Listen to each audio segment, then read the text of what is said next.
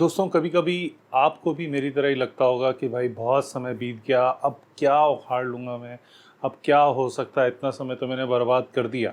वैसे भी दोस्तों, सफलता और असफलता, सक्सेस और फेलियर के बीच में सबसे प्रमुख कारण होता है समय का सदुपयोग। जितनी बेहतरी से आप समय को उपयोग करते हैं वही आपकी सफलता और असफलता को निर्धारित करता है। अगर आपने समय वेस्ट किया तो डेफिनेटली आप फेल होंगे, और आपने समय को अगर यूटिलाइज किया बेटर रूप से तो आपकी सक्सेस को कोई नहीं रोक सकता।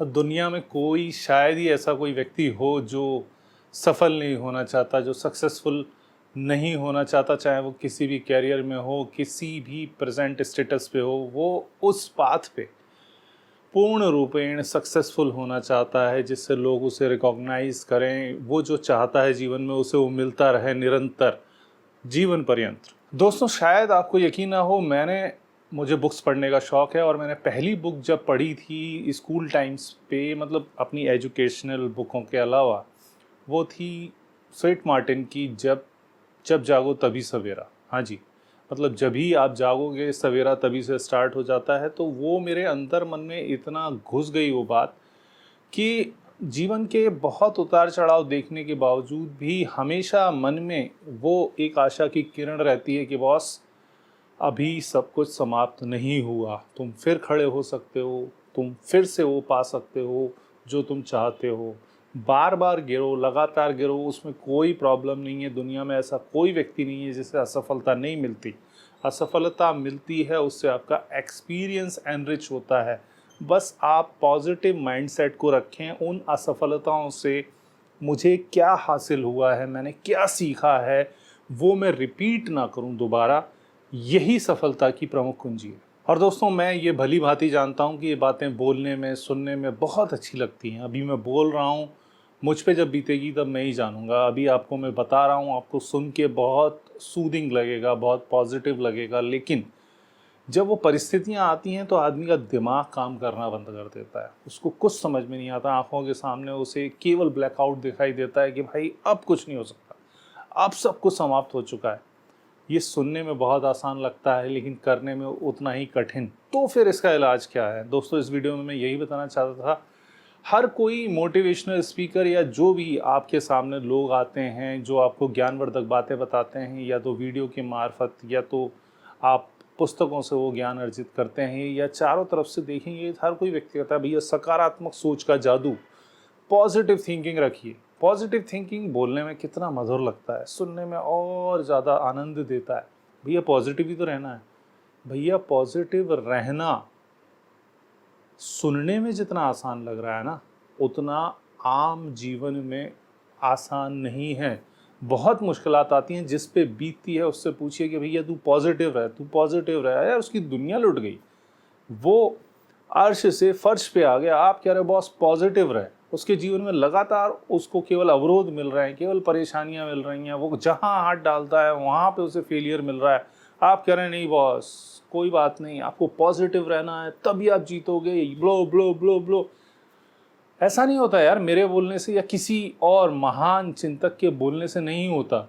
लेकिन हमारे महान चिंतकों ने इसकी एक कुंजी बता रखी कि कोई भी मानसिक द्वंद्व आपको जीतना है, क्योंकि सारे युद्ध यहाँ से लड़े जाते हैं। तो पॉजिटिव थिंकिंग अगर आपको रखनी है तो आपको निरंतर उसका अभ्यास करना होगा। कंटिन्यूसली आपको वो प्रयास करते रहना पड़ेगा। और जैसा वो फॉर्मूलेशन है कि भैया 21 दिन तक अगर आप किसी चीज़ पे अड़ जाते हो, अपने मस्तिष्क को टिका लेते हो कि नहीं बॉस चाहे कितना भी गलत हो जाए, मैं इस पूरी घटना दुर्घटना में से केवल उस तरफ ध्यान दूंगा कि इसमें पॉजिटिव क्या था, इसमें सकारात्मक क्या था, वहीं आपकी सोच धीरे धीरे पॉजिटिव होना शुरू होती है। ये मैं बार बार कह रहा हूँ, I am again emphasizing it, कि बॉस अंडरलाइन कर रहा हूँ कि वो सुनने में आपको आसान लग रहा है, लेकिन जब आप करेंगे तो ये उतना आसान नहीं है। क्योंकि नकारात्मक सोच 99% आपको हावी करेगी उस तरफ ले जाने के लिए। 1% जो आशा की एक छोटी सी किरण है जो पॉजिटिव ढूंढेगी उसमें से।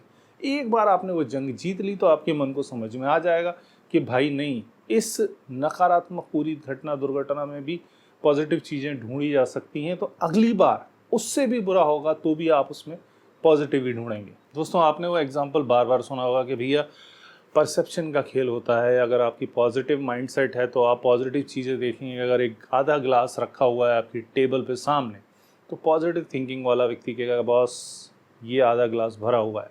वहीं एक नकारात्मक सोच वाला व्यक्ति देखेगा तो कहेगा बॉस ये आधा ग्लास खाली है। लेकिन मैं आपको तीसरा व्यू देना चाहता हूँ, वो है संतुलित व्यू, कि भाई आप उसके बियॉन्ड भी देखें। सकारात्मक नकारात्मक के बियॉन्ड भी देखना आप शुरू करते हैं जब आप सफल हो जाता है, संतुलित व्यू आता है। तो संतुलित व्यू वाला व्यक्ति बोलेगा बॉस ये ग्लास आधा खाली है, आधा भरा हुआ है। उसको सारे परसेप्शन, सारे परमिटेशन, कॉम्बिनेशन उसको दिखाई दे रहे हैं वहाँ पे। तो अब ये संतुलित व्यू आपको पाना है तो उसकी पहली सीढ़ी है पॉजिटिव रहिए। जब आप पॉजिटिव रहेंगे तो आपको सफलता मिलनी ही मिलनी है, कहीं दूर नहीं है सफलता। वो आपसे कितनी भी आँख मिचौली कर ले, लेकिन जब आप सकारात्मक सोच के साथ आगे बढ़ते जाएंगे निरंतर, उतनी असफलताओं के बाद भी, तो आपको सफलता मिलनी ही है। और एक बार आप सफल हो गए, उसका स्वाद आपने चख लिया सक्सेस का, उसके बाद तो फिर क्या भैया वारे न्यारे हैं। उसके बाद आपको कोई नहीं रोक सकता। फिर धीरे धीरे आपका वो संतुलित जो कि दृष्टिकोण है, पॉइंट ऑफ व्यू है, वो आपके आप में अपने आप डेवलप होना शुरू हो जाएगा। चूँकि ये दौर सोशल मीडिया का दौर है और हम लोग व्यक्तिगत रूप से लोगों के संपर्क में कम रहते हैं, सोशल मीडिया से हम लोग ज़्यादा संपर्क में रहते हैं, तो मैं कुछ छोटे मोटे टिप्स दूंगा जो शायद आपने बहुत बार सुने हों, लेकिन चूँकि अगर बात निकली है तो आप पॉजिटिव कैसे रहें। पहली और महत्वपूर्ण बात है कि नकारात्मक व्यक्ति जो आपके संग नकारात्मक चीज़ें शेयर करते हैं और उनको देख के उनके केवल प्रेजेंस मात्र से आपको नेगेटिविटी महसूस होती है, उनको ब्लॉक करना शुरू करें। हाँ, मुझे मालूम है बहुत कठिन है, क्योंकि उनके साथ आपके इमोशनल अटैचमेंट होते हैं, उनके साथ आपके बहुत सारी चीज़ें चल रही होती हैं, अचानक से एब्रप्टली आप उसको स्टॉप नहीं कर सकते। लेकिन यही एकमात्र तरीका है अपने मन पे विजय पाने का, सकारात्मक सोच को जीवित रखने का। ट्विटर पे, फेसबुक पे, व्हाट्सएप पे, टिंडर पे और जितने भी इंस्टाग्राम पे जितने भी लोग आपके विचारों में नकारात्मकता घोलते हैं, चाहे किसी प्रकार के कंटेंट से भी, चाहे किसी प्रकार के विचार से भी, वीडियो से, अपनी पोस्ट से, उन लोगों को डिलिस्ट करना चालू कीजिए। उन लोगों पे एक बड़ा क्रॉस लगाना चालू कीजिए, जिससे आप जब भी सोशल मीडिया पे जाएं तो आपके सामने हमेशा वो चीज़ें आएँ जो आपके अंदर स्फूर्ति लाएं, आपके अंदर पॉजिटिविटी लाएं, ना कि आपको नकारात्मकता से घेर लें और जिससे आप एग्रेसिव होके रिएक्टिव मोड में चले जाएं। उन चीज़ों से दूर रहना है। एक बार आपने ये कोशिशें कर ली और लगातार, जैसा मैंने बताया था, प्रैक्टिस आप करते चले गए, कोई नहीं रोक पाएगा। उसके बाद अचानक ये चीज़ें ये दूर होना शुरू हो जाएंगी। आपको ब्लॉक करने की ज़रूरत नहीं पड़ेगी, वो लोग अपने आप ही धीरे धीरे आपसे कटना शुरू हो जाएंगे। क्योंकि दो शक्तियाँ, दो बिल्कुल अपोजिट पोल एक दूसरे के साथ इस दुनिया में नहीं रह सकते। आखिरी बात, पॉजिटिविटी क्यों ज़रूरी है? क्योंकि हमारे यहाँ कहा जाता है जैसी दृष्टि वैसी सृष्टि। तो भैया जैसी आप सोच रखेंगे आपको दुनिया वैसी ही दिखाई देने लगेगी। यही इस वीडियो का सार है। इसमें से अगर कुछ बातें आप लोगों के काम आएँ और आपके जीवन में कोई बदलाव लाएं, जो मेरा उद्देश्य है इन वीडियोस का, तो आशा रखता हूं कि आपका साथ यूं ही बरकरार रहेगा और मैं निरंतरता के साथ अपने अनुभव आपके साथ साझा करता रहूँगा। जय हिंद, जय भारत।